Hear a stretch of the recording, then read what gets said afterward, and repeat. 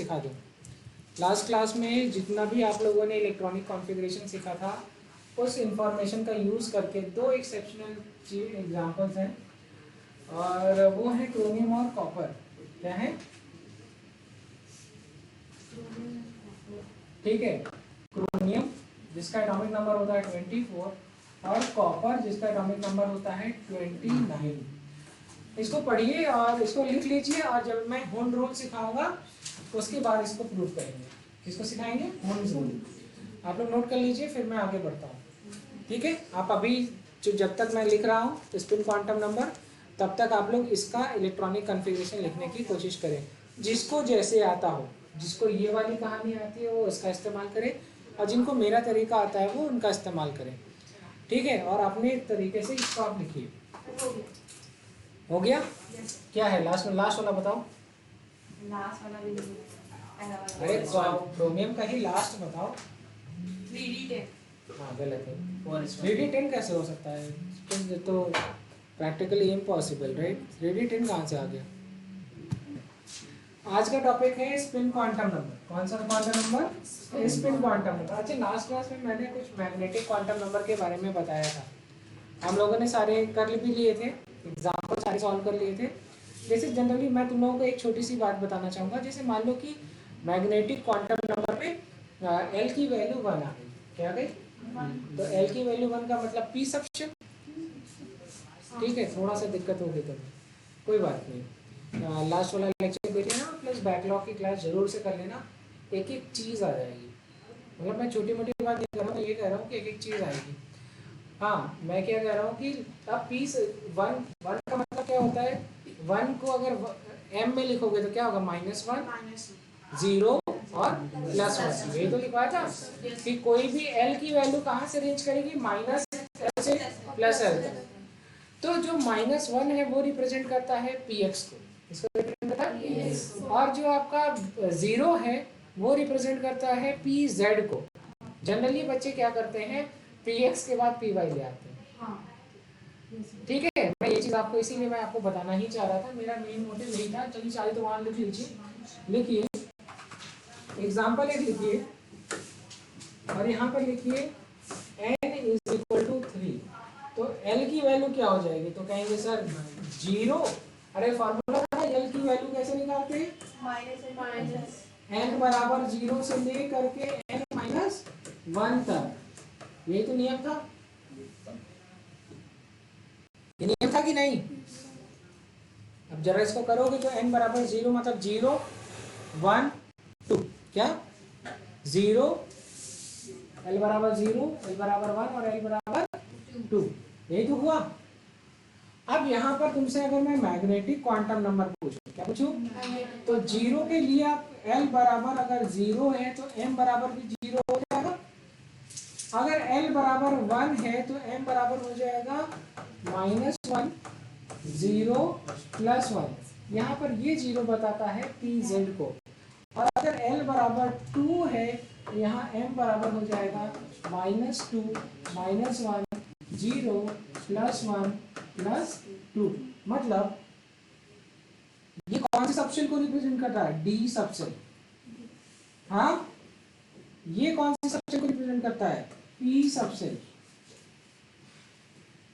और ये किसको रिप्रेजेंट कर रहा है? H subshell.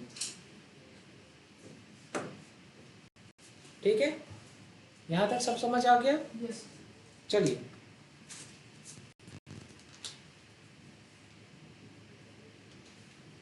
अब यहाँ पर ये जो 0 है ये किसको रिप्रेजेंट कर रहा है? तो आप लोगों को लास्ट क्लास में सिखाया था dz स्क्वायर को।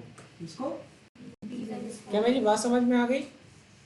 सभी बच्चों को आ गई? चलिए आगे बढ़ते हैं, नेक्स्ट पार्ट पे आते हैं। सबने नोट कर लिया था? आदित्य नोट हुआ क्या? चलिए अगली बात पर आते हैं। And the next part is spin quantum number. Spin quantum number, इसको डिनोट करते हैं एस से। चलिए लिखिए, orientation off spin off an electron, orientation off spin off electron N orbital है मैक्सिमम, किसी भी ऑर्बिटल में मैक्सिमम कितने इलेक्ट्रॉन होंगे? एन ऑर्बिटल है मैक्सिमम 2 इलेक्ट्रॉन, किसी भी ऑर्बिटल में 2 इलेक्ट्रॉन होते हैं। तो किसी भी ऑर्बिटल में मैक्सिमम कितने इलेक्ट्रॉन होते हैं? 2। लेकिन दोनों की जो स्पिन होती है वो कैसी होती है? Opposite spin.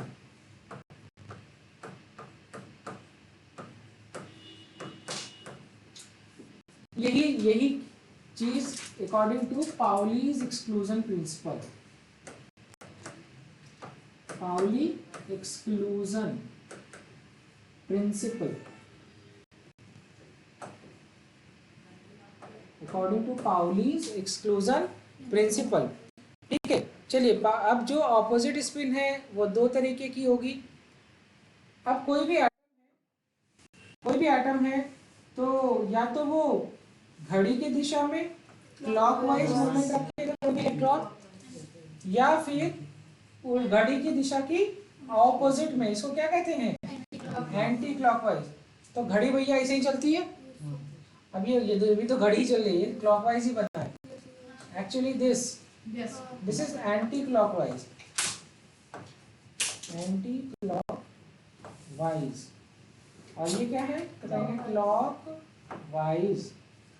तो जो ऑपोजिट स्पिन लिखा है ये 2 तरीके की स्पिन हो गई। एक हो गई आपकी क्लॉकवाइज और एक हो गई आपकी एंटी क्लॉकवाइज। एक हो जाएगी आपकी प्लस हाफ और दूसरी क्या हो जाएगी? Minus half. प्लस और माइनस क्या रिप्रेजेंट कर रहे हैं कि इनकी रोटेशन ऑपोजिट है। ठीक है, क्या रिप्रेजेंट कर रहे हैं? तो एक को स्पिन अप कह लो, एक को स्पिन डाउन कह लो, सिंपल सी बात। तो इसको माफ कीजिएगा, स्पिन अप कह लेंगे, तो इसको क्या कहेंगे? Spin down. नोट करिए, सॉरी। ठीक है,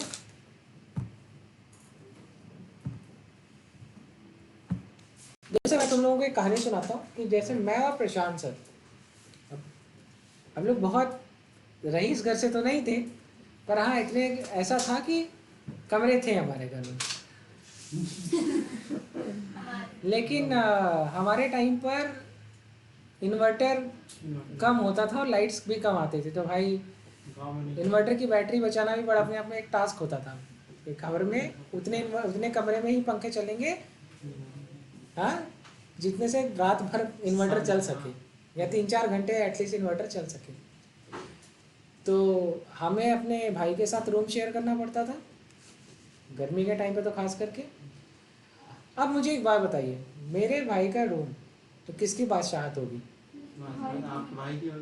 अब मैं आपको बताता हूँ कि हम लोग एक कमरे में, अब कमरे में का पंखा कुछ इस तरीके से होता था, जैसे ये एंट्री है हमारे घर की, ये डोर है, बेड यहाँ पे साइड में लगा हुआ है, ठीक है, और पंखा यहाँ। मैं एकदम आपको दिखा रहा हूँ मेरा घर, आप मतलब मेरे घर में हाँ आके देख सकते हैं, मतलब समझिए, हल्का सा रिलेट कर सकते हैं। ये पंखा यहाँ पे पंखा लटका है, और ये पंखा भी इस तरीके से लटका है कि इस वाले को हवा अच्छी मिले। ये तो आप लोगों ने कहानी घर घर की, हो सकता है आप लोगों के यहाँ भी ऐसा होता हो, ठीक है। हाँ, तो ये सीन था। आप प्रशांत सर कहते थे हम यहीं सोएंगे। कौन से साइड पे? किनारे के साइड पे, उस साइड नहीं सोएंगे, इस साइड पे, हाँ पंखे के साइड में सोएंगे। अच्छा एक बात बताओ, और अब यहीं से तुम कहानी समझोगे, सीख जाओगे। मेरे घर में ही केमिस्ट्री थी। तो ये समझिए अब यहाँ पर बात आ गई हमारे घर के कमरे में। अब यहीं पे प्रशांत सर सो रहे हैं और यहीं पे हम सो रहे हैं, बेड यही पड़ा, ठीक है, ये पड़ा हुआ बेड। क्या तुम्हें लगता है कि दो सगे भाई एक दूसरे का चेहरा देख के सो सकते हैं? हाँ, मतलब तुम लोग सच बताओ, अगर तुम्हारे घर में भी तुम्हारे भाई बहन होंगे तो अब अपना चेहरा उधर करो, वो कहते इधर करो। अब यहीं पे लड़ाई होती थी, ये हिस्सा बनता था।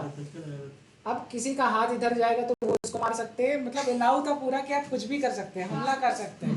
और इधर वाले का अगर हाथ इधर आ गया तो इसको भी अलाउ था कि कुछ भी कर सकते हैं। तो जनरली टीज करने के लिए क्या होता था कि जानबूझ के हाथ रखते, जब वो मारने आता तब तक हाथ पीछे कर तो हाँ, ये टीजिंग टाइप का। तो इस चीज को कब तक आदमी बर्दाश्त करे, राइट? तो मैंने सोचा यार इसका एक अच्छा सोल्यूशन निकालते हैं, ना देखेंगे चेहरा ना होगी लड़ाई, रहना भी उसी कमरे में है। तो प्रशांत ऐसे अगर सो रहे होते तो मैं अपोजिट, हमेशा अपोजिट। आज भी मैं अगर इनके साथ रूम शेयर कर रहा हूँ तो ये अगर इस तरफ है तो हम अपोजिट साइड ही सोते हैं, किसी कारणवश भी अगर रूम शेयर करना हो। इससे क्या मिलता है? इससे एक तरीके की प्राइवेसी मिल जाती है, अपना मनमानी जो है जो करना है करो। पैर कौन देख के सो रहा है? पैर से किसी को डिस्प्यूट नहीं, चेहरे से मेन डिस्प्यूट चेहरे से होता है। ठीक है, अब आप समझिए इससे क्या है, स्टेबिलिटी बढ़ गई। क्या बढ़ गई? स्टेबिलिटी। अब उसी कमरे में शांति से दो लोग रह रहे हैं, तो ओरिएंटेशन चेंज होने से, क्योंकि दोनों ही इलेक्ट्रॉन है, same charges repel each other, right? तो हाँ, आपको कभी भी आपका भाई जो है उतना अच्छा नहीं लगेगा जितना अच्छा आपको आपका कजिन लगेगा। सच है, स्टेबिलिटी ज्यादा रहती है, भले वो बाद में नुकसान कर जाए आपको। आपके रात जाके अपनी मम्मी को बता दे, आपकी मम्मी जो है उसकी मम्मी आपकी मम्मी को बता दे, वो बात की चीज है।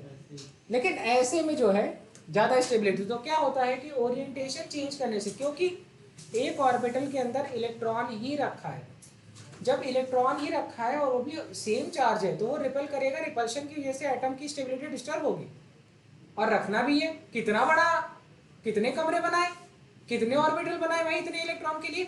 तो इसको ओरिएंटेशन चेंज करके हम वहां पर इन चीजों को स्टेबल कर सकते हैं। यही वो ऑर्बिटल है जिसमें बॉन्ड बनेगा आगे चलकर। यस, जो तुम से देखते हो CCl4 बन गया, NaCl हो गया, तो सोडियम का जो इलेक्ट्रॉन निकल के आता है वो जाता कहाँ है? कभी सोचा? क्लोरीन के कहाँ जाता है? क्लोरीन में। तो क्लोरीन के किसी एक ऑर्बिटल जिसमें इलेक्ट्रॉन फ्री है, दिखाऊं? पक्का? चला, ये है सोडियम, और इसकी जिंदगी बड़ी आम सी है। पहले इसके पहले वाले शेल में एक कमरा और यहाँ पर 2 इलेक्ट्रॉन, दूसरे वाले शेल में इसके पास 2 फ्लैट्स है, एक S वाला और एक P वाला। यहाँ पर 2 3 4 5 नंबर, 6 नंबर, 7 नंबर। एक बात याद रखना, ऐसे ही नंबर बढ़ जाता है, ऐसे नहीं कि 5 6 7 8 9 10, नहीं, 5 number, 6 number, 7 number, 8 number, 9 number, 10 number. और ये देखो आ गया,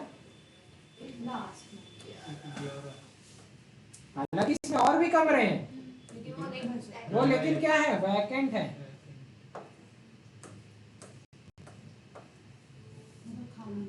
खाली। क्या है? खाली। जैसे आप लोगों का दिमाग, इधर ये क्लोरीन था, क्लोरीन ने कहा अच्छा, तो मैंने कहा हाँ, तो समझा करो, ठीक है, तो यार एक इलेक्ट्रॉन कमी है, तो पहले शेल में ये आ गया, दूसरी शेल में यही बना देते हैं।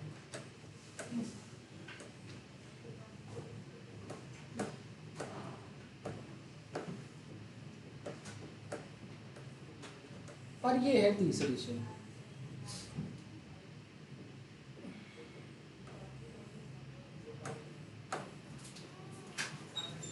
तो आप लोगों ने सुना है 2, 8, 5 ही तो 7 सुना होगा ना, ये तो सुना होगा 17, 8 2 10 और 1 7 17।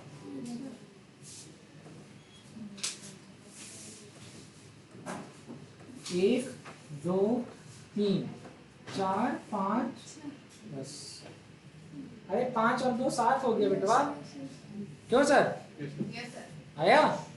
अब इनके पास इलेक्ट्रॉन का प्रभाव ज्यादा, ये सोडियम के बाहर वाले इलेक्ट्रॉन कह रहे हैं सोडियम दे दो यार इलेक्ट्रॉन, तो सोडियम को लग रहा है कि क्या यार इलेक्ट्रॉन मांगता रहता है। अच्छा, इसी इलेक्ट्रॉन की वजह से ये लोग रोज सोडियम से लड़ाई करते थे, तो सोडियम इरिटेट हो गया, कहा जाओ जो चीज ज्यादा परेशान करे दे दो। तो यहीं से सोडियम का जो है मन भर गया इससे, और सोडियम ने इसको यहाँ से कहा दफा हो जाओ, कहा दफा हो जाओ। जैसे ही ये इलेक्ट्रॉन यहाँ से निकला, ये इलेक्ट्रॉन गया कहाँ, तो कह रहे ये इलेक्ट्रॉन जा करके यहाँ आ गया। कहाँ आ गया? तो एक चीज देख रहे हो, इलेक्ट्रॉन ही आया। कौन आया? इलेक्ट्रॉन ही आया और दूसरे के ऑर्बिटल में ही आया। कहाँ आया? दूसरे के ऑर्बिटल में ही आया। और वो भी कौन से ऑर्बिटल? तो कहेंगे सबसे बाहर वाले vacant orbital, outermost shell के।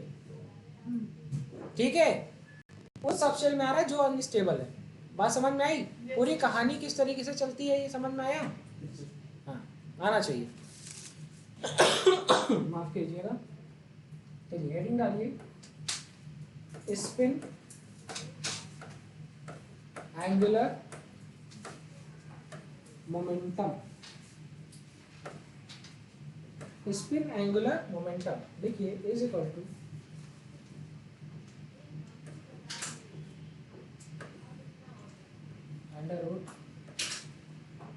√3s + 1 h upon 2। ठीक है, अब लिखिए total spin is equal to ±1/2 into number of unpaired electron. Number of, अच्छी बात समझो, अच्छा मेरी बात समझो, इधर देखो।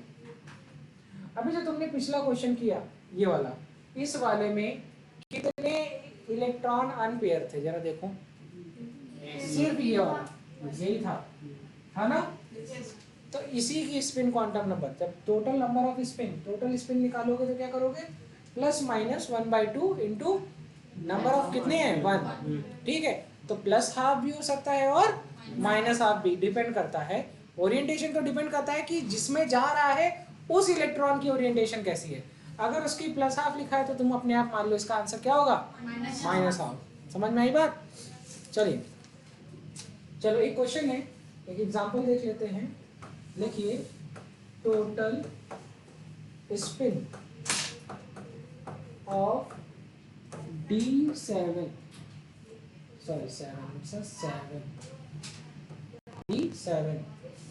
Total spin off D7 configuration.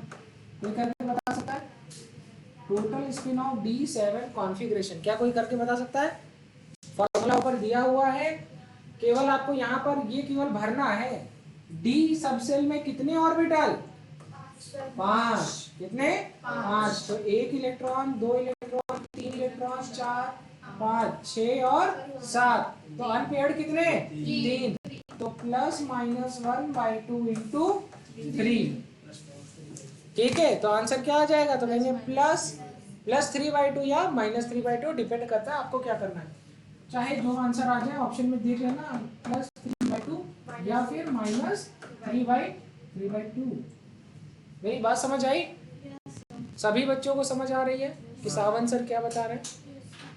Sawant sir ही है, सावंत ना कह देना। घर जा कह रहे सावंत पता नहीं क्या पढ़ा रहा है। नहीं बेटा, यही तो चल रहा है सावंत।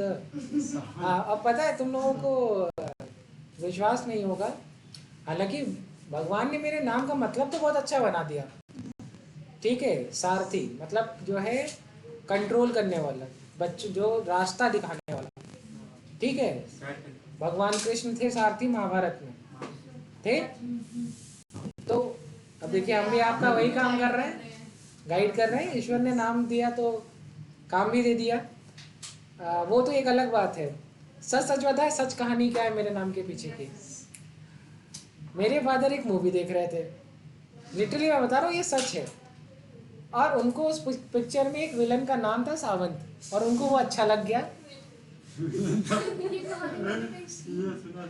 और उन्होंने मेरा नाम, मेरे घर का नाम ऋषु है, और फिर उनको लगा कि हाँ ऋषु, हाँ बहुत कॉमन नाम है, बहुत सारे लड़के लड़की सब में चल रहा है। हाँ, जैसे पंजाबी में हनी चल रहा है। कुछ नहीं समझ आता तो हनी। हाँ, मेरा एक दोस्त है, उसकी वाइफ का नाम हनी है, और मेरा एक दोस्त है, उसका नाम हनी है, इनकी बहन का नाम हनी है। तुम्हारे भाई का क्या नाम है? निक नेम है हनी। देख रहे हैं, हनी सब जगह चल रहा है। आधे लोग शहद पी रहे हैं वजन कम करने के लिए। तो पता है ये बात पता है कि नहीं? बहुत सारे लोग सुबह सुबह हल्के गुनगुने पानी में शहद डाल करके पीते हैं। ये पता नहीं क्या चल रहा है। होता कुछ नहीं है, तुम भी पी रहे हो मतलब है? बेटा तुम मत पीना, बचोगी नहीं। हाँ, पता चला ट्राई कर रहे हैं। ठीक है, चलो लिखिए एन एंड एस। एन क्या है तो कहेंगे, याद आया कौन सा quantum number? Principal quantum number. और एस क्या है तो कहेंगे सर स्पिन क्वांटम नंबर। तो n and s are independent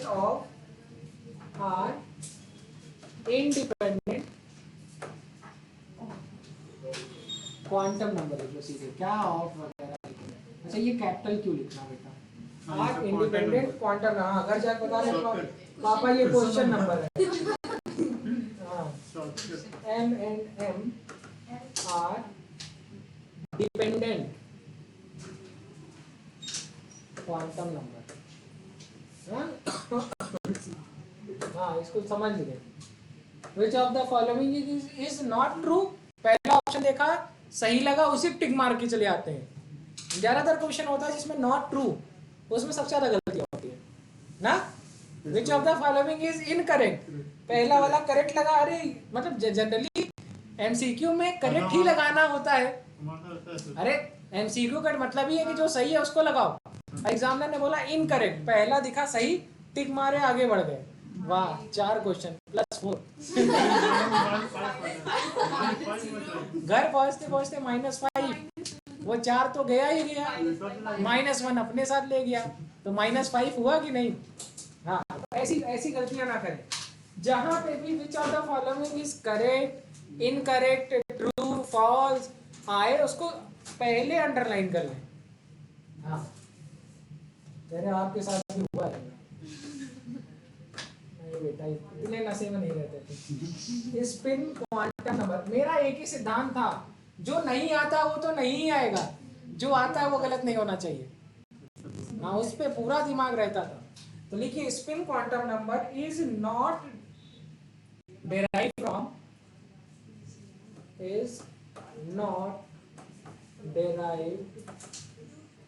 from wave mechanical method. ठीक है, चलिए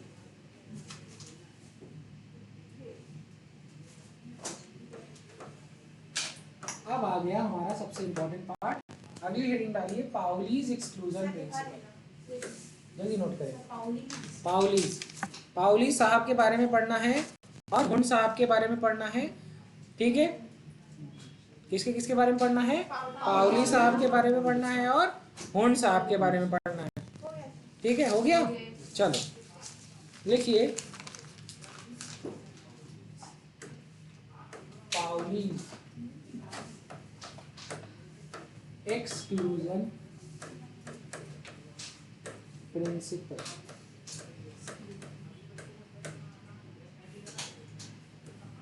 तो लिखिए, अब ये सिंपल सी बात को समझ लो, बात समझ लो तो मुझे लगता है, एक सेकंड बेटा, जस्ट अरे यार 6 बच्चे अरे